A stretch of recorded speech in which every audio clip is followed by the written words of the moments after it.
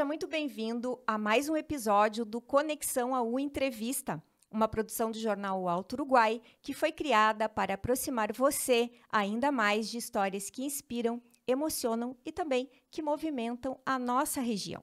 E a nossa convidada de hoje é a artista plástica, educadora e também tatuadora Valéria Pinheiro, aqui de Frederico Westphalen, que vem compartilhar um pouquinho desta trajetória. Seja bem-vinda, Valéria, aqui ao estúdio do jornal Alto Uruguai. Obrigada, Márcia, e obrigado pelo convite também, né, de estar participando aqui. Eu acho que sempre é muito interessante a gente poder compartilhar, né, do nosso trabalho, das nossas ideias, das nossas reflexões. Até a gente estava conversando um pouquinho nos bastidores, né, Valéria, até para a gente se soltar um pouco. E eu quero que tu comece pelo começo. Conte pra gente como que são as suas raízes. Você é natural de Frederico? Como é que foi a tua infância? E como que tu se aproximou desse universo da arte?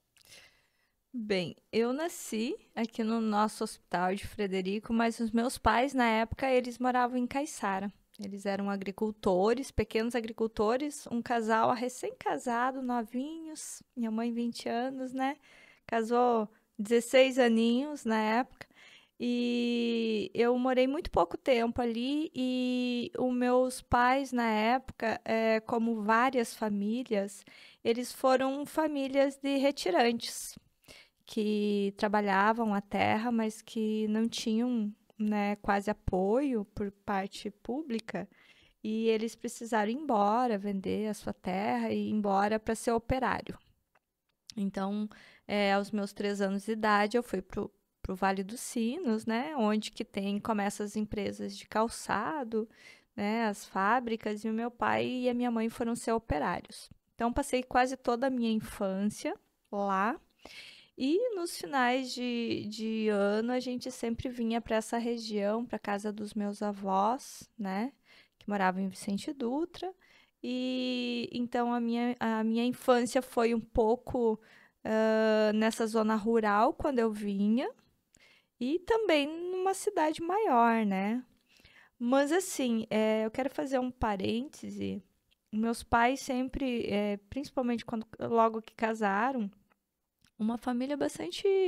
Meus avós não, mas os meus pais em si estavam começando a vida, então muito pobres assim financeiramente, né? Eu lembro que a gente dizia que era filhos da seca, porque eram tempos muito difíceis e meu pai, por falta de condições, não conseguia perfurar um poço na terra. Minha mãe buscava baldes de água na cabeça, Isso aqui ainda na região. na região, em Caiçara. E quando eu vou pular só para fazer uma ponte, mas eu fiz uma série sobre os agricultores, e quando eu levo para outras cidades, por exemplo, no Rio, as pessoas achavam que eu era de uma família nordestina. E Pela não era, semelhança da pela história. semelhança, e não era. Ou seja, a gente tem as nossas questões em todos os lugares, né? Então eu venho de uma família assim que na época teve que lutar muito porque não eram tempos fáceis, não. Valéria, e quando que você viu, assim, percebeu que tu gostava dessa parte da arte? Foi lá, tu estudava, tu assistiu alguma coisa, tu viu alguma coisa? O que que te inspirou a migrar ou a se dedicar a isso? Porque eu sei que tem a questão do talento, mas também tem situações que devem ter te motivado. É, é uma coisa um pouco estranha, até porque mais tarde, né, meus pais voltaram para essa região, né, eu já estava ali na minha adolescência. E aos meus 12 anos de idade, eu comecei a sentir muita vontade de desenhar, de pintar. Só que naquela época a gente não tinha Google, não tinha ninguém que nos orientasse. Inclusive os nossos professores de arte ou de artística, como era chamado, Educação eles, artística, né, naquela época. eles não tinham muita fundamentação, não tinha um curso que exigia que o professor tinha que ser formado. Era um privilégio só para grandes cidades, né? Escolas particulares. Então, assim, o que eu tive, que foi muito importante para mim, foi o apoio dos meus professores da escola que eu estudava, que me chamava para fazer os cartazes, me chamava para fazer os desenhos da sala, da escola. E porque eu desenhava muito bem. E eu nunca vou esquecer, assim, quando a gente morava ainda nas cidades maiores, uma vez, eu acho que eu devia ter uns 5, 6 anos, a professora pediu uma atividade para fazer um desenho em casa da família. E esses dias mais até ela estava contando para os meus alunos do curso. E aí eu fui, fiz o desenho, a professora eu cheguei na escola com o desenho e a professora falou assim: Valéria, você tá errada. Eu pedi para vocês fazerem o desenho, não para um adulto. E eu falei: não, prof, mas fui eu que fiz. Aí ela falou: não, não foi, tá? Ela me pegou e me levou para a secretaria para eu desenhar na frente dos professores Tinha que lá. provar que tinha Eu sido tinha você. que provar. Então, ou seja, eu fiz um desenho razoável, né? E assim, aí com os 12 anos de idade, eu tentei buscar comprar meu primeiro quadrinho de MDF, pintar, comprar as tintas, sem ter noção nenhuma de materiais, como que faria isso. E aí, o que que acontece? Eu tenho essa, né, vontade, mas os meus pais, eles eram pessoas muito simples, né? Pessoas que nunca ouviram falar, assim como os meus avós, do que era arte. Então, a minha mãe não acreditava de forma nenhuma que aquilo poderia ser uma possibilidade de sobrevivência ou de um trabalho, né? Eles desconheciam totalmente.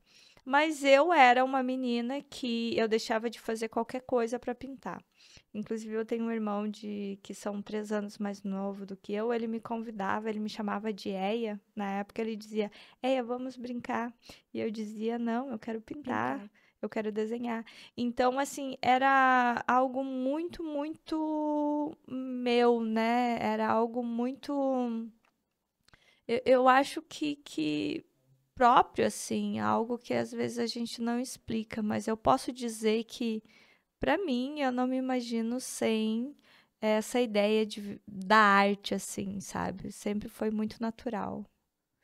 E mais do que uma profissão, mais do que um talento, a gente percebe pela tua trajetória que é uma missão, né? Depois a gente vai entrar na parte dos projetos sociais, que também eles se entrelaçam com essa questão da arte. Quando que tu viu que tu tinha essa missão de vida? Olha, eu vou tentar fazer um pouquinho desse caminho aqui na nossa fala, né?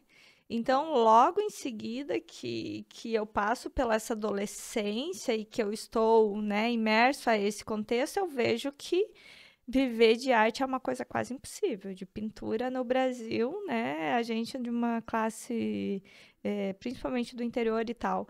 Eu vou trilhando aí em buscas de trabalhar. Eu fui trabalhar na publicidade. Na época se tinha uma profissão chamada letrista. Eu fui fazer várias.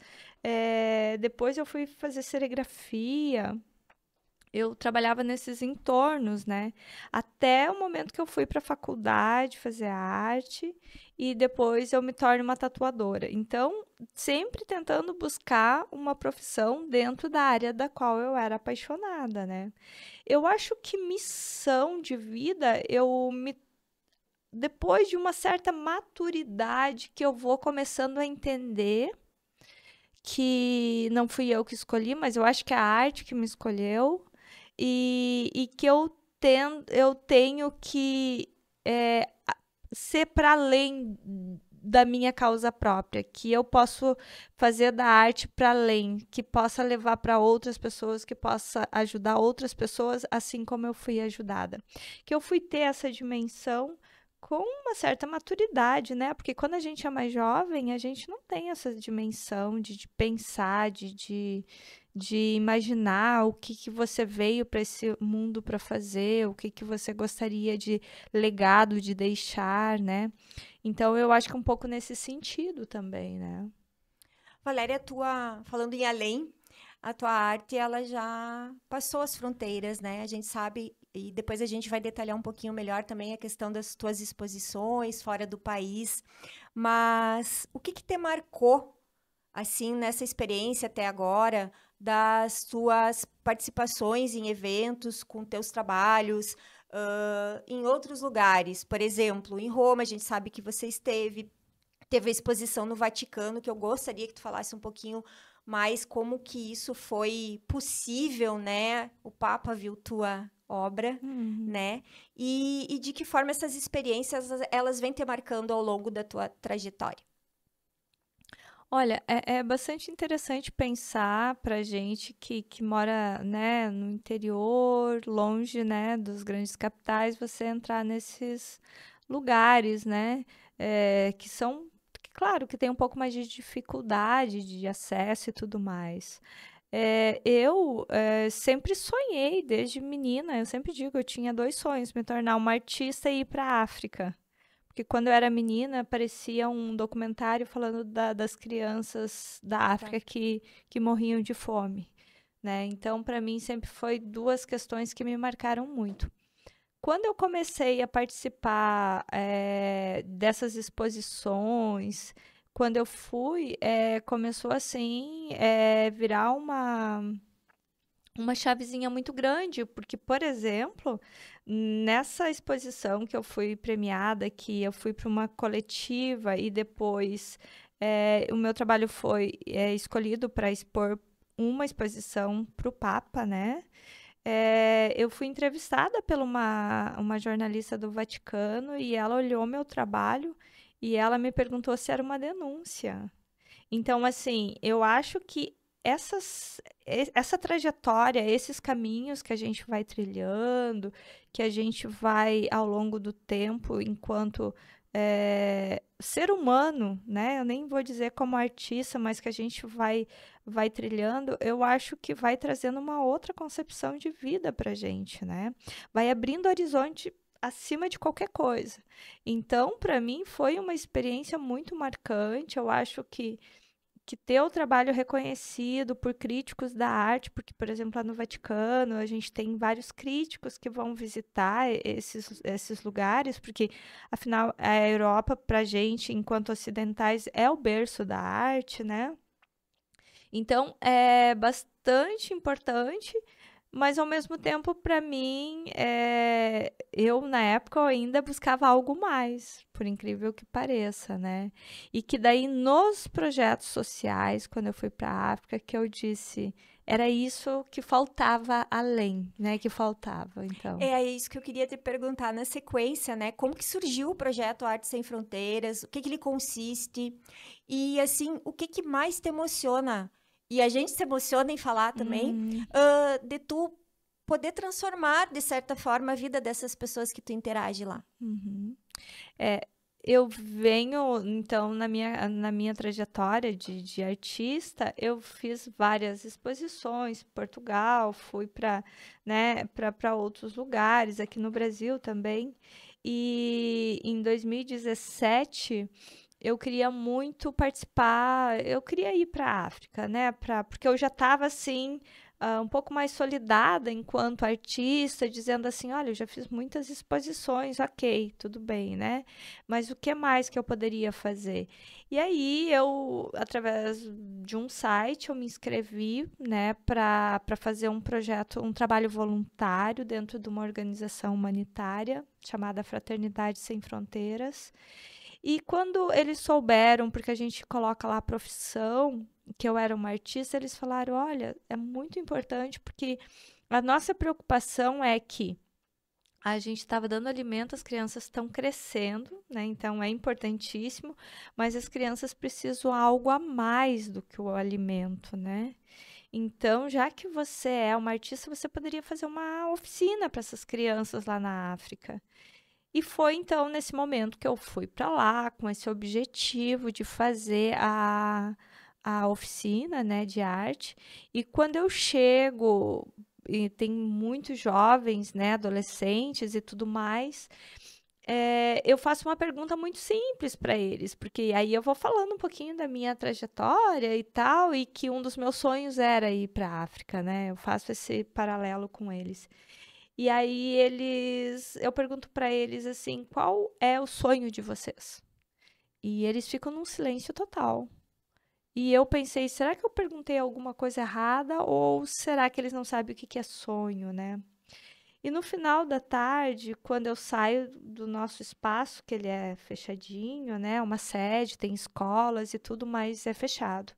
Que eu vou para a comunidade, a primeira cena que eu me deparo é com uma criança muito pequena cuidando de outra criança vestida de sacola plástica.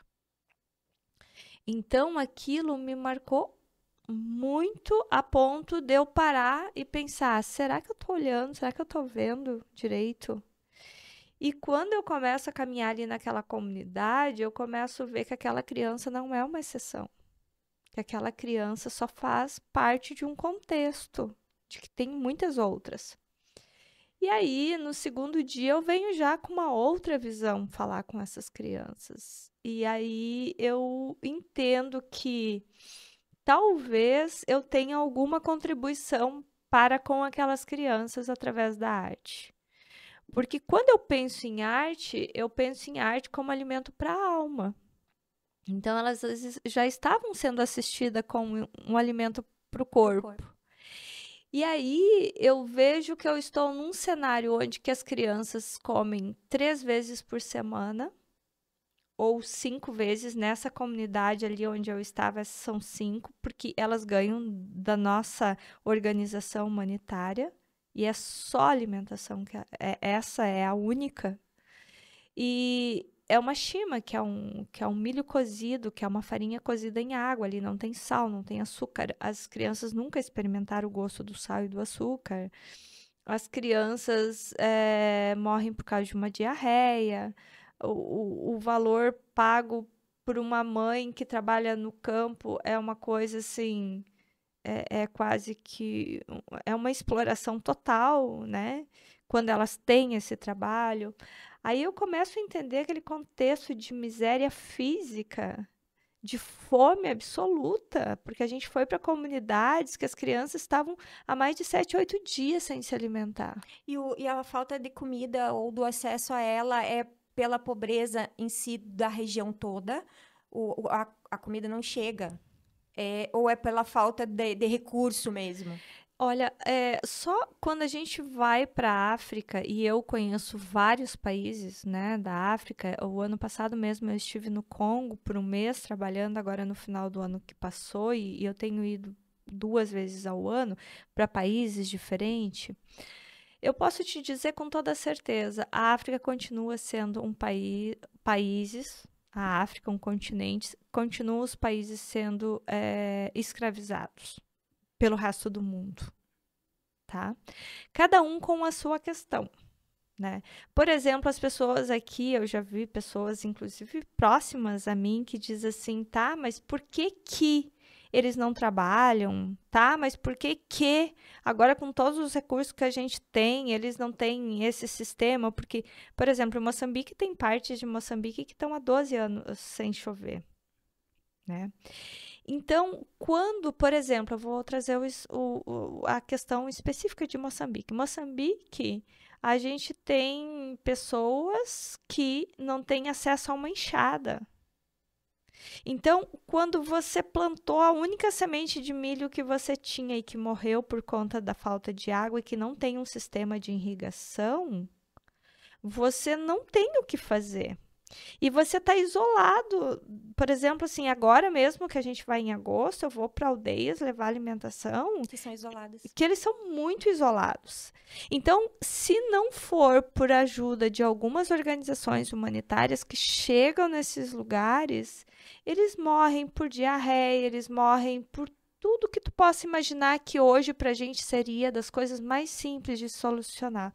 Mas pessoas que nunca foram médico, nunca tomaram uma vacina, nunca tiveram o essencial de qualquer coisa, como que tu acha que eles vão conseguir dar jeito? Imagina, a gente estava falando há pouco, a gente está resfriado aqui, a gente está tomando um medicamento ou outro lá, eles não têm esses acessos, né? E também a gente não pode deixar de lembrar que são mães que na gestação não se alimentaram, que já vai ter um déficit aí né, na parte da cognição e tudo, que vai gerar, que vem, né? E aí, quando eu começo a olhar, agora voltando, né, lá naquele momento que eu começo a ver toda aquela realidade de fome, de misérias, né, físicas, porque são misérias físicas, não misérias humanas, porque eles são riquíssimos nesse sentido, eu penso que eu preciso fazer alguma coisa a mais. E aí eu idealizo o projeto Arte Sem Fronteiras, que a ideia é levar a arte não só como formação, mas também como captação de renda.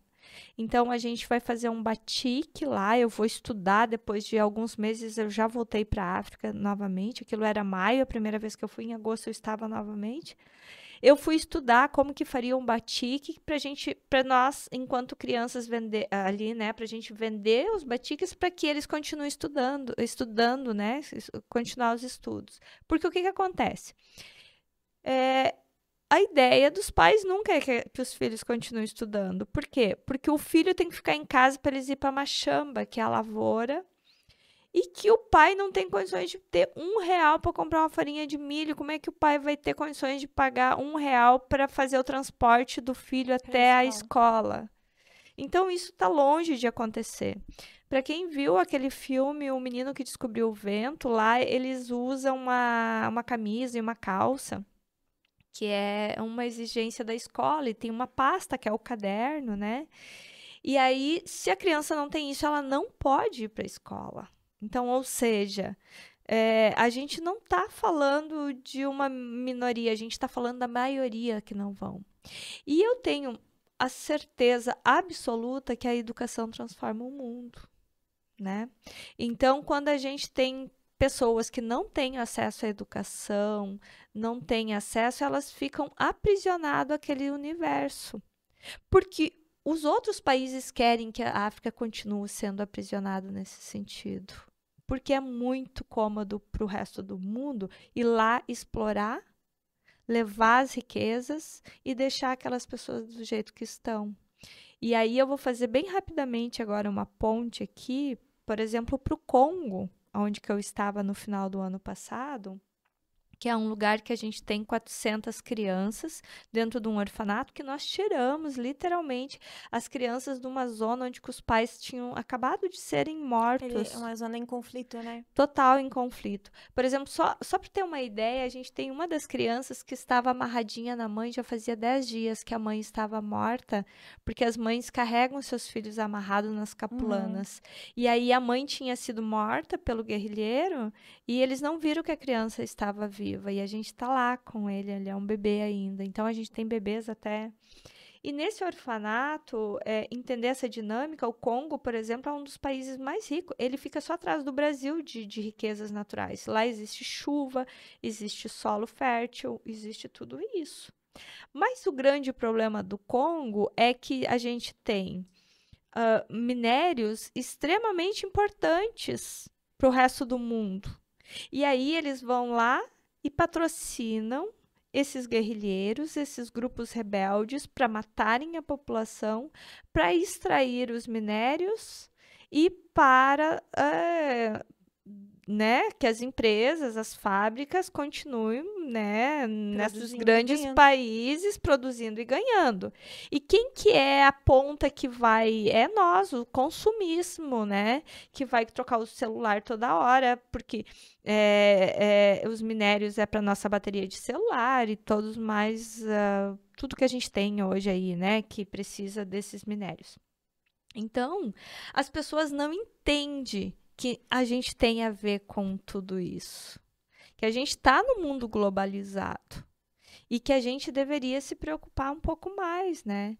E, enfim, e aí, voltando de novo para a nossa fala, eu faço esse projeto, idealizo, volto, os meninos começam a produzir e eles começam também, a gente começa a vender nossos batiques, a fraternidade ajuda na escola e tudo mais, mas também acaba dentro do projeto sendo um recurso a mais para que a gente também consiga, eles consigam continuar estudando.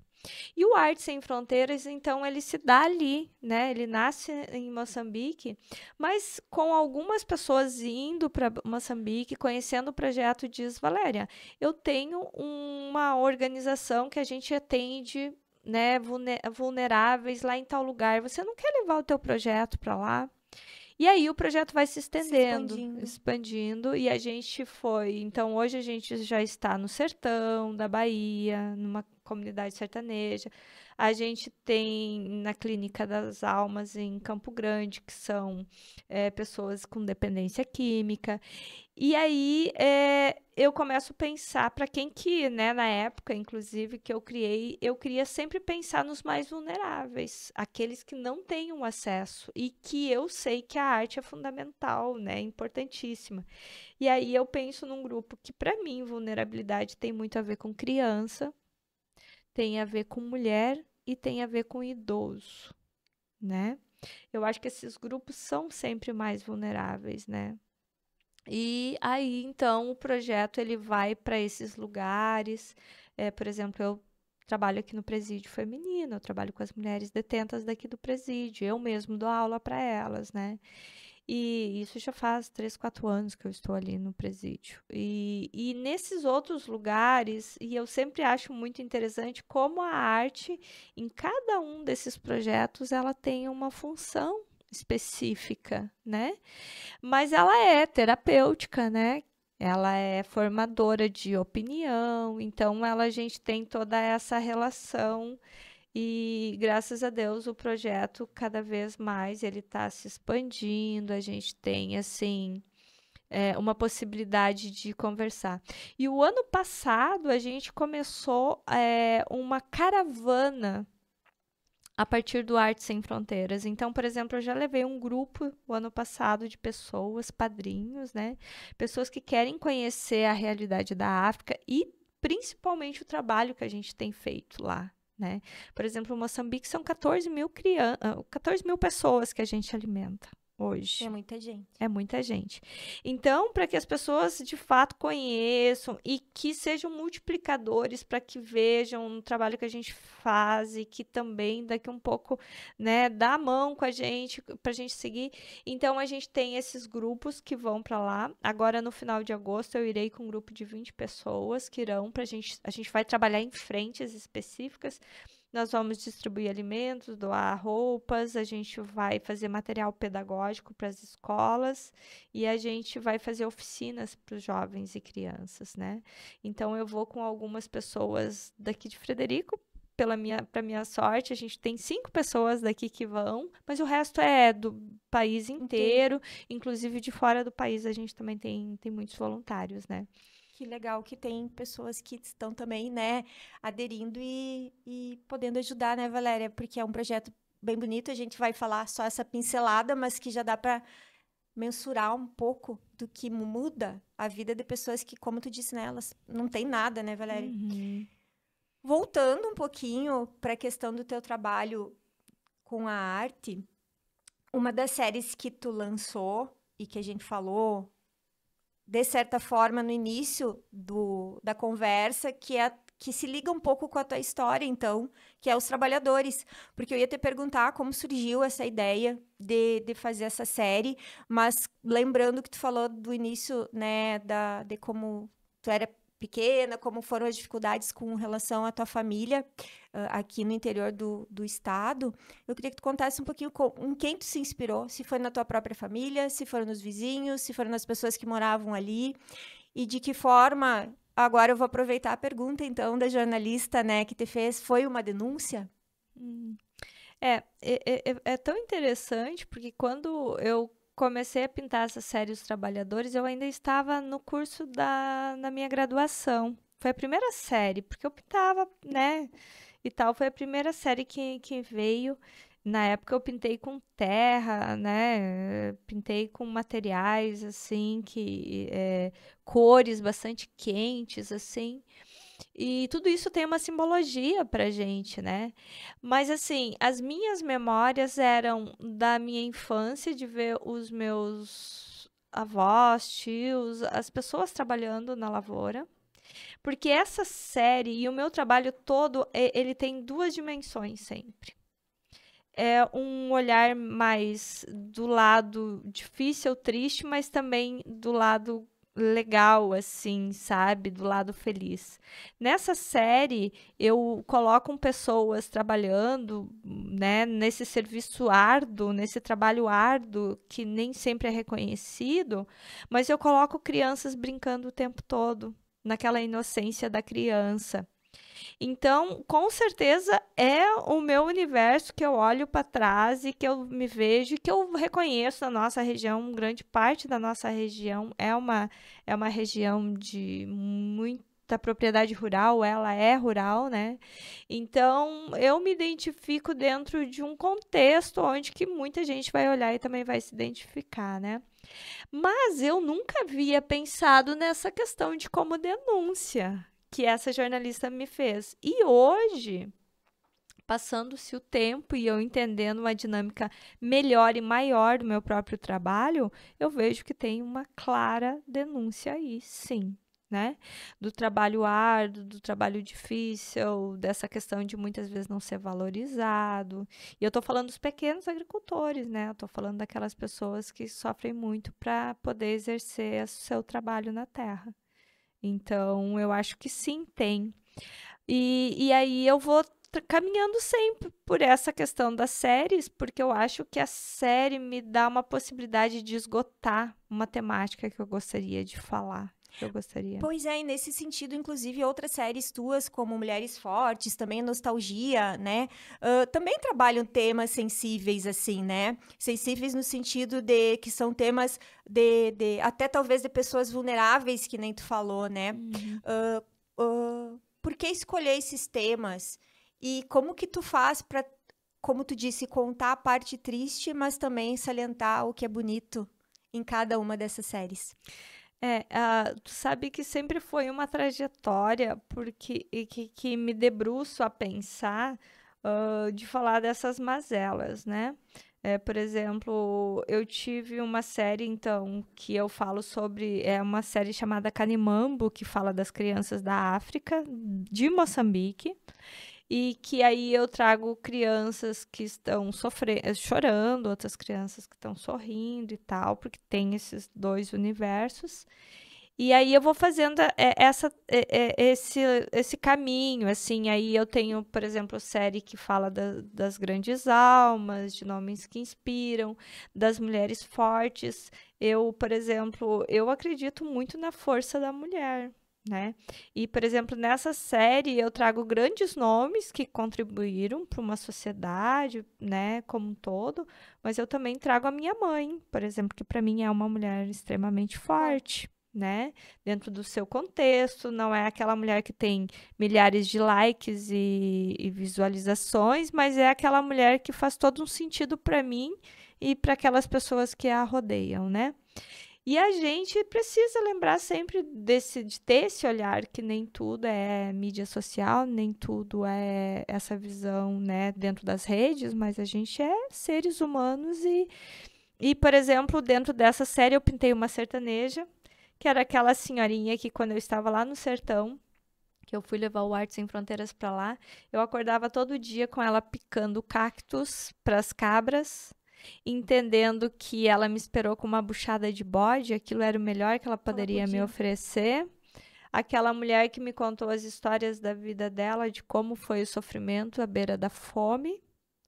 Então, e isso me faz ver que, com toda a certeza do mundo, essa é uma mulher forte, resiliente, né? E aí eu vou trazendo, eu trago nessa série várias mulheres que eu conheço. Aqui, por exemplo, uma Gari da nossa cidade, que eu vejo uma história de uma mulher muito forte e que não precisa ter esse estrelato, mas que eu acho que tem histórias que de verdade vale a pena a gente olhar, sabe? E também se inspirar. Tenho, por exemplo, outras séries Nostalgia, que eu vou contar um pouquinho dessa relação da infância, como que foi essa ida para a cidade, o caminhão, e aí eu trago alguns recortes dessa série, eu fiz um pouco diferente, que eu trago alguns recortes de como que era, que as pessoas se identificam, anos 90 por ali, né? O pessoal trabalhando nas grandes empresas, então eu falo dessa nostalgia desses anos aí, desse tempo, e também, ao mesmo tempo, eu trago, por exemplo, o ano passado, eu fiz uma série que fala da inocência das crianças brincando na nossa enchente que aconteceu no nosso estado, né? Aí eu vejo, porque foi coisas que Marcaram. marcaram, assim, ao meio de toda aquela relação de tristeza, de caos, as crianças ainda brincando, que a criança é um pouco isso, Sim. né? E também eu tenho muitas e muitas séries pintadas, mas eu tenho, assim, algumas, por exemplo, os refugiados os refugiados, as crianças refugiadas do Malawi. São crianças que eu me inspirei quando eu fui para o Malawi, que também a gente tem projeto lá, que estão dentro de um campo de refugiados. São 55 mil pessoas que agora a ONU deixou de dar totalmente o alimento. $5 que dava por mês, agora nem isso mais dá. E são pessoas que estão lá deixadas à própria sorte. Então, assim, é um caos de fome, de barbáries, é o fim da dignidade humana na Terra, assim, literalmente falando, né? Aquele contexto de pessoas que não têm para onde correr, como. E aí eu pinto assim, e eu pinto também cenários de tristeza dentro desses refugiados, mas, por exemplo, eu pinto duas meninas que estão vindo com um balde de água na cabeça e que está derramando a água, uma panela, na verdade. E aí tá respingando aquela água e elas estão felizes com aqueles Brincando respingos com. naquela brincadeira. E eu gosto muito de fazer esses paralelos, assim, mostrar o quanto a gente pode olhar também para toda a situação de duas, com mais de uma forma de se olhar, né? E claro, obviamente, a criança faz isso sempre dentro daquele contexto de mundo, de universo que ela conhece. Mas essa é uma série que chamou muito atenção, né? Levei, eu sempre gosto de levar para muitos lugares. Agora, agora no início desse ano, eu terminei a série Órfãos do Congo, que eu faço esses dois olhares também, as crianças vítimas, aquelas crianças desnutridas, vítimas da guerra, do sangue, daquela relação, e aquelas crianças que nós acolhemos, as crianças que estão felizes, que estão sendo cuidadas, e o que é o amor, né? Nesse caso, que transformou a vida dessas crianças, né? De pessoas que literalmente estão cuidando de outras pessoas, né? Dessas crianças. Então, eu tenho uma série, assim, que a gente poderia fazer um programa só Só de sobre as contar, séries. só sobre as séries, né? Valéria, e como que tu transita nesse universo da artista plástica que pinta para a parte da tatuagem? Porque até eu falei contigo nos bastidores, né? Existe às vezes ainda um preconceito com relação não só ao profissional que faz a tatuagem, como ao usuário, a pessoa que vai fazer a tatuagem, que escolhe por definição, por algum motivo, enfim, né? Tatuar o corpo. E tu transita por esses universos. Isso surgiu como uma necessidade profissional ou não? Ou como é que foi? Sim.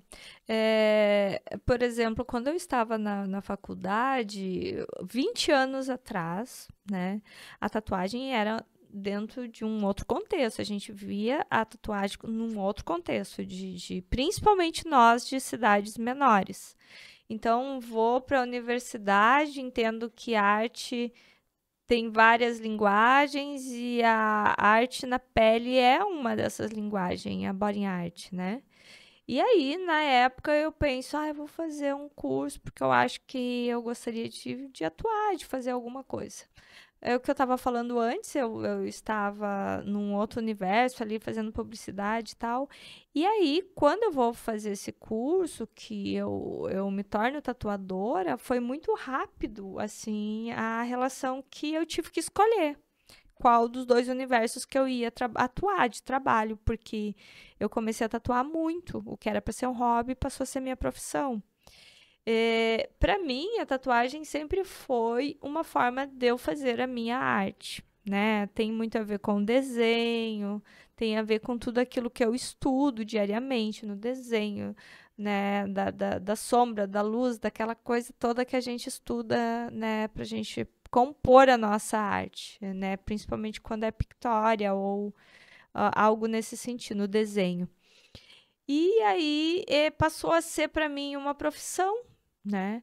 Mas na época eu vim para um lugar onde que as pessoas diriam assim: se tu fosse toda tatuada, eu não tatuaria com você.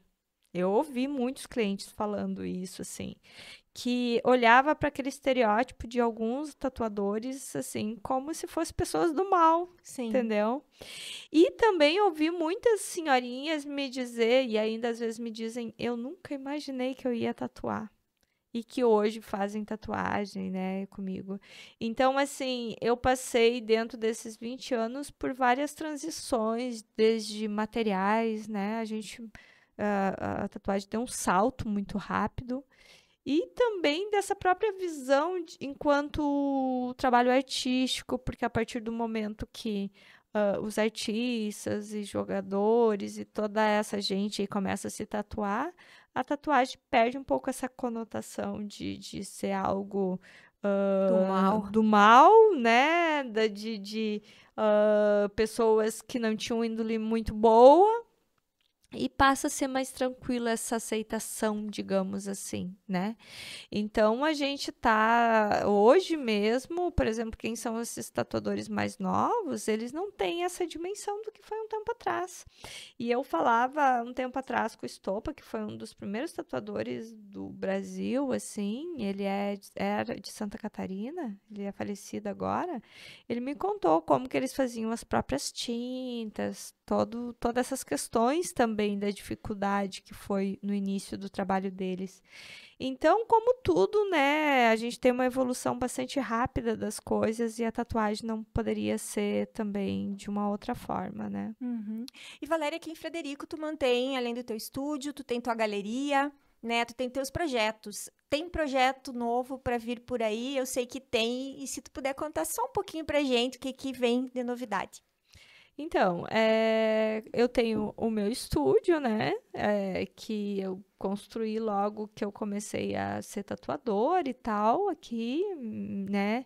Na época eu não morava aqui em Frederico, eu trabalhava na região, fora e tal, mas depois já faz 15 anos que eu estou aqui, né? Morando e trabalhando. E na pandemia eu resolvi construir um espaço também para colocar o meu trabalho de arte, de pintura que eu sempre fiz, né? Nunca deixei de fazer, mas muita gente me conhecia mais como tatuadora.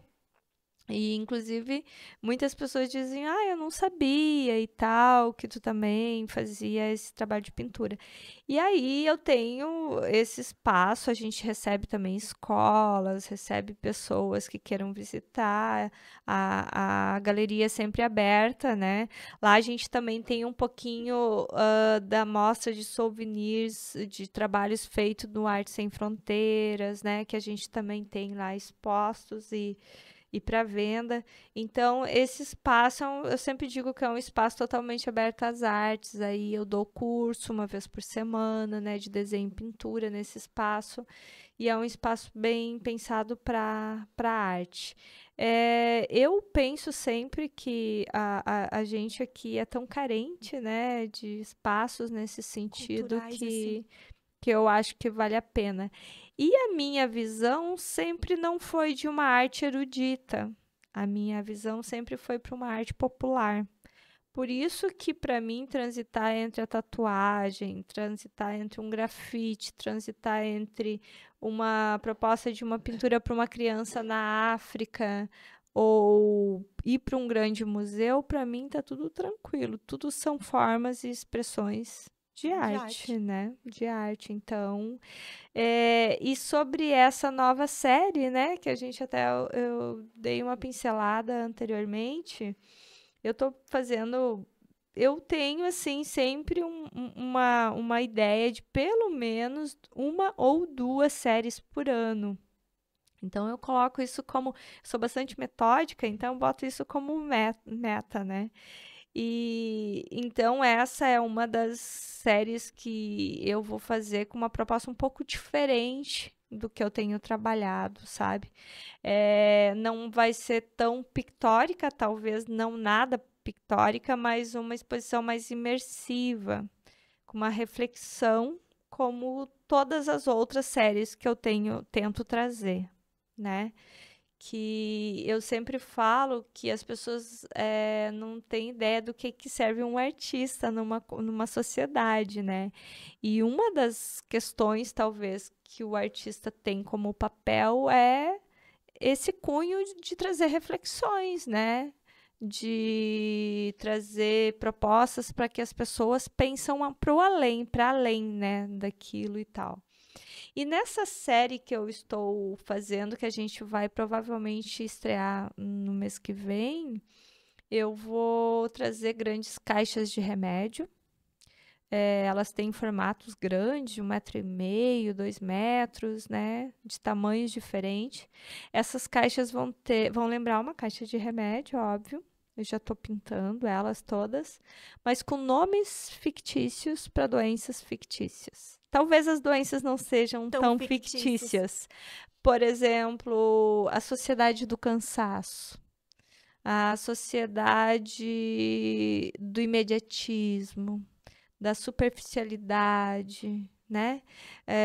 A gente pensar nessas questões de doenças humanas e contemporâneas que a gente tem vivido, né? Dessa autocobrança de que temos que o tempo todo produzir, o tempo todo ser melhores, bons e que a gente não pode nem sequer adoecer, né? De verdade. Então, eu faço uma crítica, né? No sentido de a gente pensar nessa reflexão, porque eu mesmo me identifico com essa crítica de que eu também preciso de... Exato, que eu preciso de alguns daqueles medicamentos ali que eu estou sugerindo a gente tomar. E então é nesse sentido, e vai ser uma exposição itinerante, porque a ideia é levar para universidades, para escolas, né, para espaços públicos. Eu quero levar para a praça, por exemplo, da nossa cidade. Porque, para mim, a arte precisa ir também, às vezes, até alguns lugares. Circular, né? Circular. Porque eu lembro que eu fiz uma exposição que eu levei em alguns espaços públicos de que, por exemplo, pessoas do interior ou pessoas da nossa cidade que nunca tinham ido a uma exposição. Então, elas não têm esse acesso. Como que a gente quer que alguém goste daquilo que não conhece, né? Então, também as exposições itinerantes é nesse sentido. Além de provocar, mas fazer com que as pessoas tenham esse olhar, dizer assim, opa, talvez eu possa gostar, que a arte não esteja tão longe da população, porque a arte ela está em todos os locais. Eu costumo dizer que a arte está na xícara que a gente acorda de manhã, que a gente vai tomar um café, na roupa que a gente veste, nas mídias sociais, digitais aí. A arte está em tudo. Só que às vezes a gente acha que a arte só está lá dentro de um balé, só está lá dentro de um museu, só está lá dentro de alguns espaços reservados, alguns espaços que são tão distantes muitas vezes. Às vezes até inacessíveis para muitos, né? Muito. Tem uma pesquisa que diz que 2% da população conhece o que de fato é, assim, já foi a uma exposição, já foi a um desses locais. Então, se a gente parar para pensar, é algo muito pequeno, né?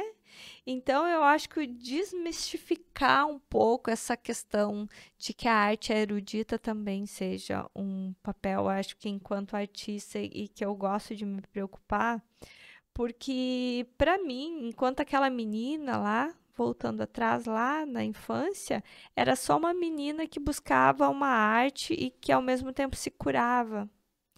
Eu penso que o projeto social hoje, o Arte Sem Fronteiras, ele é muito nesse sentido de que tudo que eu experimentei na arte que só me fez bem, que me fez crescer, e eu gostaria de levar para outras pessoas. Aquela menina que não teve possibilidade, que muitas vezes sofreu muito na sua busca pelo próprio conhecimento artístico, eu quero levar isso para outras pessoas. Eu gostaria que elas experimentassem como a arte tem um poder transformador na vida da gente. Assim, eu sempre digo, a gente tem uma possibilidade de consumir ou de produzir arte. Agora mesmo na pandemia, quem que não assistiu séries, não viu filmes, não escutou música, né? Então a arte é isso, a arte é o nosso alimento para nossa Pra alma. alma, para nossa alma. Valéria, a gente vai se encaminhando já para o final, tá? Então eu quero te fazer umas perguntas um pouco. Não que as perguntas anteriores não promoveram a reflexão, Uhum. mas também te instigar a nos dizer assim, se teve qual o momento que tu citaria como divisor de águas na tua carreira, seja ele mais ligado, e eu acredito que não vai ser, mas vamos aguardar a resposta da Valéria, mais ligado à parte mais artística mesmo ou mais à parte social? Olha, eu acho que a nossa vida é uma construção, né? A gente vai se lapidando, eu acredito muito nisso. Eu acredito que muitas coisas que eu fiz lá na minha juventude, que promovem coisas interessantes hoje no meu trabalho. Então eu vejo uma construção. Para mim, um divisor de águas, uma virada de chave, enquanto ser humano, foi a minha ida para a África e foi começar um projeto social. Eu não tenho dúvida nenhuma disso. Eu não sei, talvez, se quanto artista eu poderia dizer o mesmo, porque enquanto artista é uma trajetória de vida que eu tenho. E que hoje, quando eu pinto uma criança, eu estou pintando de uma certa forma algumas memórias minhas, uma criança lá, né, sem condições e tal, aquela criança inocente. Mas eu acho que algo que me transformou profundamente foi conviver com pessoas de outros contextos que eu nunca via, né, convivido, e isso para mim só me faz eu crescer e aprender muito enquanto ser humano. Valéria, e para encerrar, duas falas tuas que eu anotei, que a educação transforma e que a arte transforma. Qual mensagem que tu deixa para as pessoas que nos assistirem, né? Que estão nos Uhum. assistindo e que vierem a nos assistir, porque fica, né, nas redes sociais. E principalmente para os jovens, para aquela pessoa que está lá com seus 12 anos, talvez menos, que gosta de desenhar, que nem tu falou, que tem essa paixão, mas que pensa assim: ah, eu não posso viver disso, ou eu não quero continuar com isso, eu não vou dar muita importância, eu vou focar em outra coisa, porque eu tô aqui no interior de Frederico e é tudo difícil. O que tu tem a dizer em relação a, então, a arte transforma, a educação transforma e a mensagem que tu deixa, principalmente para quem é jovem, para quem tem todos os sonhos pela frente? Eu costumo dizer, eu faço algumas palestras e eu costumo dizer para os jovens, para os adolescentes, quando eu estou em alguma escola, que perseguem seus sonhos, né? Não deixa alguém de fora opinar naquilo que você gosta, né? Porque a gente talvez vai encontrar um profissional ali dentro de uma área, até talvez seja um bom profissional, mas ele, enquanto pessoa, ele não está bem resolvido, né? E então eu acho que quando a gente de fato faz aquilo que a gente gosta, que dá sentido à nossa vida, que tem uma profundidade, que está na nossa essência, eu acho que a gente vai fazer com amor, a gente vai fazer com dedicação. Então, eu diria assim, persegue aquilo que você quer fazer, né? E que entenda também que vai ter dificuldade, que nada é fácil, mas a gente precisa perseguir. Hoje me parece que a gente tem aí uma geração que muitas vezes tem dificuldade, né, de ser resiliente. E eu sempre diria assim que se eu não fosse muito resiliente, não teria dado certo o Arte Sem Fronteiras lá no início, porque muitas vezes eu chorei, porque eu via que pessoas não acreditavam na mesma coisa que eu acreditava, mas eu persisti. E da mesma forma na minha própria carreira, no meu próprio trabalho. Então, eu acredito que essa relação da gente ser apaixonado pelaquilo que a gente gosta, eu acho que coloca uma carga muito positiva da nossa energia. Mas a gente tem que entender que o mundo não é fácil. Você ser um artista também vai ter as suas dificuldades. Não é fácil. A gente enfrenta todos os dias aí as nossas questões, as nossas dificuldades. Mas eu acho que a gente, quando se entende enquanto ser humano, que se faz algumas perguntas, né, do que é para mim essencial, quais os valores que eu acredito enquanto ser humano, o que é a humanidade, a minha humanidade. Então, quando a gente começa a entender isso, eu acho que as coisas vão acontecendo, né, gradativamente e ao mesmo tempo vão acontecendo, sabe? Eu vejo hoje mais do que nunca que eu estou colhendo coisas muito positivas de sementinhas. Por exemplo, nós temos 3 meninos na universidade que faz arte em Moçambique. Ou seja, são 3 meninos que aprenderam a sonhar. Quando que se imaginaria, né? Talvez lá quando tu começou o projeto, né? Que isso poderia vingar dessa forma. Exatamente. Então, essa persistência tem que ser uma chavezinha, assim, que a gente, né, tenha dentro da gente, dizer assim, olha, talvez hoje não tá legal, mas amanhã. Porque o que que acontece? Eu sempre digo também, dentro da área, enquanto artista, a gente trabalha, às vezes, aquela coisa de achar que o artista é preguiçoso, que o artista não quer nada com nada, por exemplo.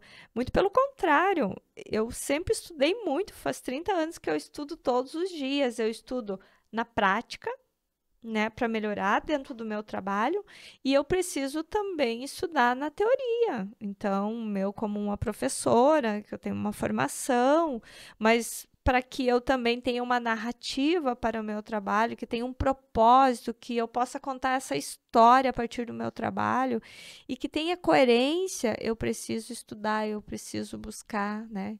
Então, também tem um pouco disso.